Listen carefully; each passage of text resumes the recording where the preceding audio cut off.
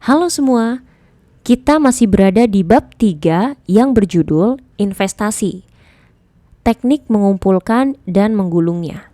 Sekarang kita akan memasuki subbab yang keempat yang berjudul jenis pekerjaan yang tidak akan dipecat. Hari ini ketika aku sedang naik kereta, tiba-tiba sebuah pesan masuk. Tunjangan peserta pencari kerja XYZ1 sudah masuk. Seoul XYZ Center. Tanggal penerimaan berikutnya 2020 bulan November tanggal 30. Pesan seperti itu datang padaku. Untuk pertama kalinya sepanjang hidup, aku menerima tunjangan untuk pengangguran. Di hari sebelumnya, aku menerima pelatihan selama 30 menit dan menerima sebuah buku catatan berjudul Kartu Persiapan Karir. Di atas judul tersebut tertulis dengan jelas sebuah kalimat awal untuk para penerima dana tunjangan pengangguran. Di dalamnya terdapat lembaran sertifikat penerimaan asuransi ketenagakerjaan berbubuhkan cap merah dari Kepala Dinas Ketenagakerjaan daerah. Ketika menerima buku catatan tersebut, aku tidak merasakan apa-apa. Tetapi ketika menerima pesan tersebut, ada perasaan aneh di hatiku. Rasanya seperti aku bekerja keras dan babak belur selama 25 tahun, lalu sekarang dilempari sebuah amplop uang dari hasil kerja tersebut. Di satu sisi timbul juga rasa khawatir, apakah uang ini bisa membiayai semua keperluan hidupku? Aku berencana hanya menggunakan uang tunjangan ini untuk biaya hidup sehari-hari. Aku tidak akan memberikan sepeser pun kepada ibumu maupun kepada kamu dan saudaramu. Bukannya aku tiba-tiba jadi serakah.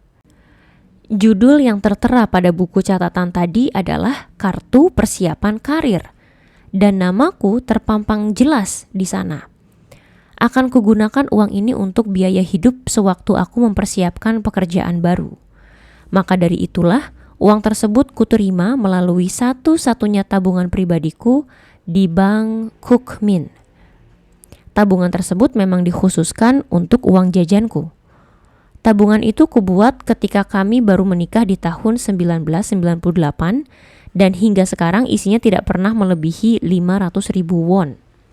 Hingga kemarin akhirnya untuk pertama kalinya ada uang dengan jumlah yang lebih dari 1 juta won masuk ke tabungan itu. Setelah menikah, ada 2 janji yang ibu kalian minta untuk kutepati. Janji pertama adalah janji tidak boleh berbohong untuk menjaga perasaan.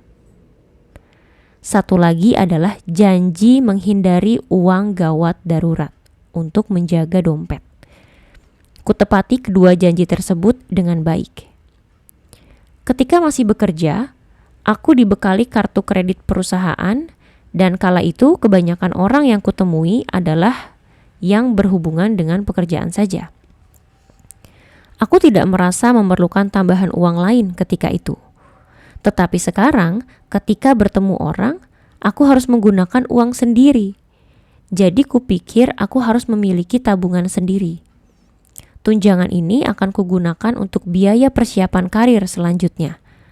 Jadi tolong sampaikan kepada ibumu agar jangan meminta uang ini.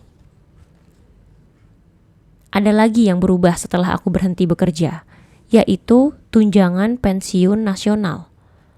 Kemarin aku bicara dengan penanggung jawab tunjangan pensiun nasional melalui telepon karena ada 2 hal.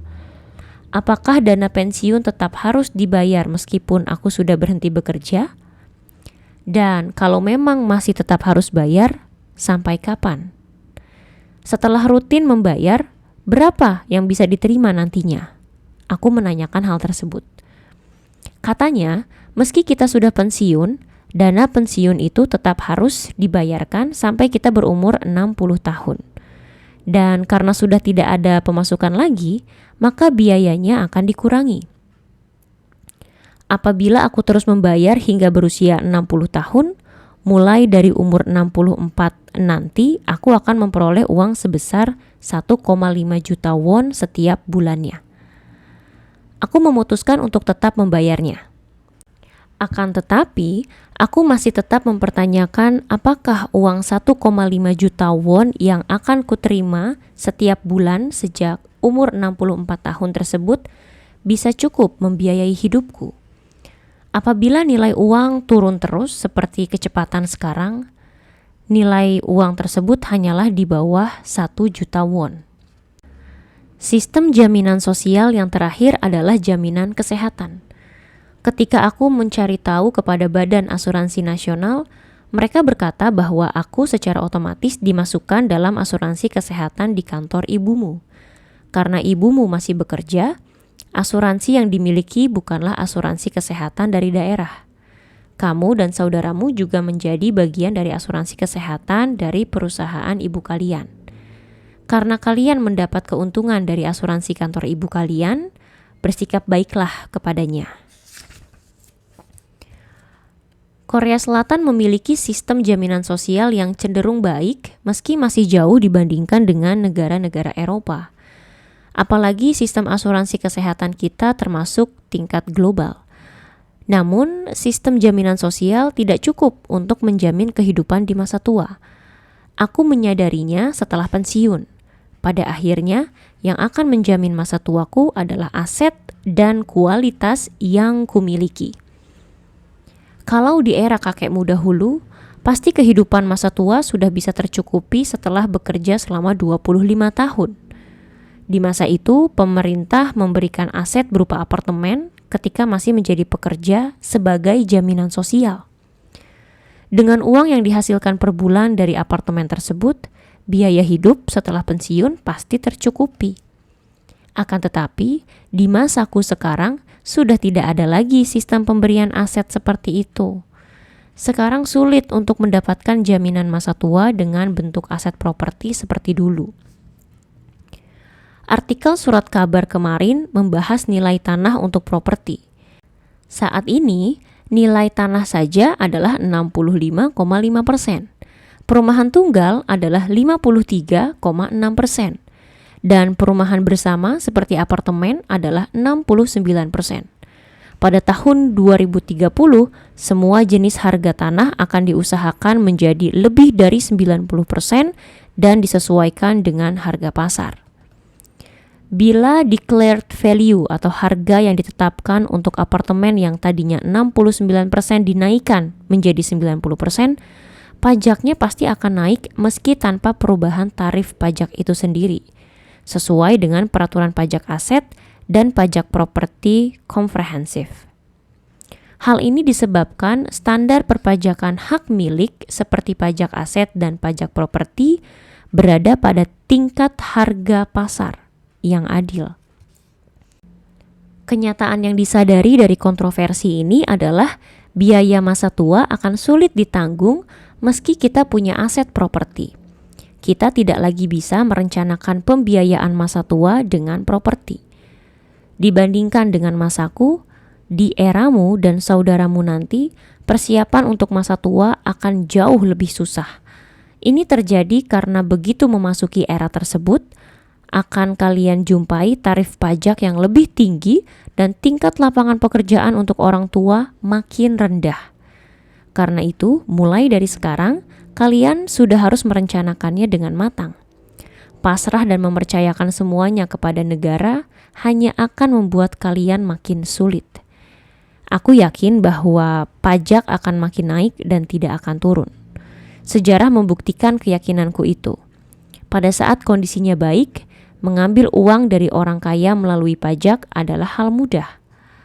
Akan tetapi pada masa sulit, pajak dari orang kaya dan perusahaan saja tidak akan cukup. Dari situlah negara juga mulai mengambil uang dari masyarakat biasa. Pemberontakan rakyat pada masa dinasti Joseon merupakan bentuk perlawanan rakyat kepada pajak. Negara seharusnya tidak melakukan itu. Tetapi dalam masa resesi, mereka tidak punya pilihan selain mengambil uang dari orang biasa juga. Karena itulah kehidupan masyarakat biasa pada saat krisis akan menjadi lebih sulit. Pajak dan bank tidak bisa menjadi sahabat baik bagi masyarakat biasa.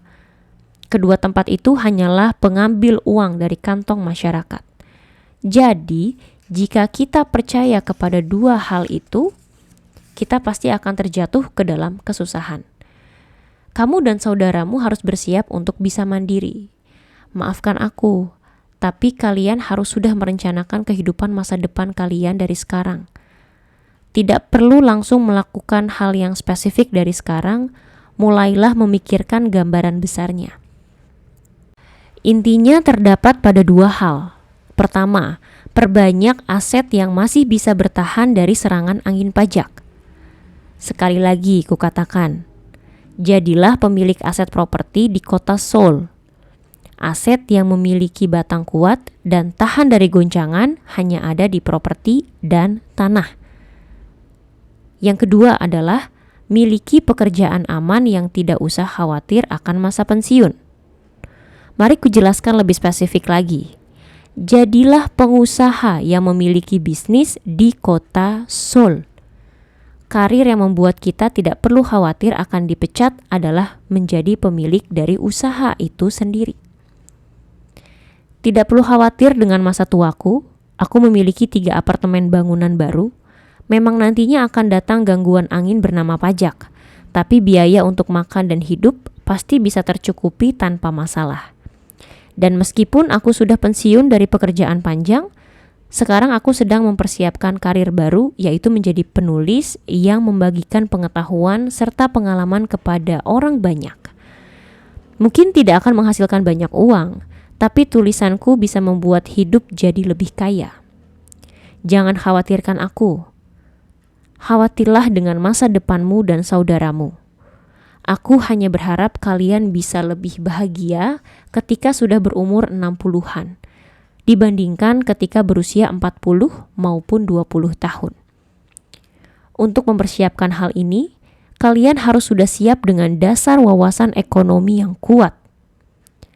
Carilah cara untuk membangun bangunan kuat di atas fondasi dari proses pembelajaran ekonomi tersebut.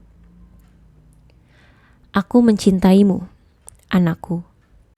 Ini adalah akhir dari subbab yang keempat yang ada di bab 3 yang berjudul jenis pekerjaan yang tidak akan dipecat. Selanjutnya, kita akan memasuki subbab yang kelima yang ada di bab 3 yang berjudul capai kesejahteraan ekonomi dengan properti.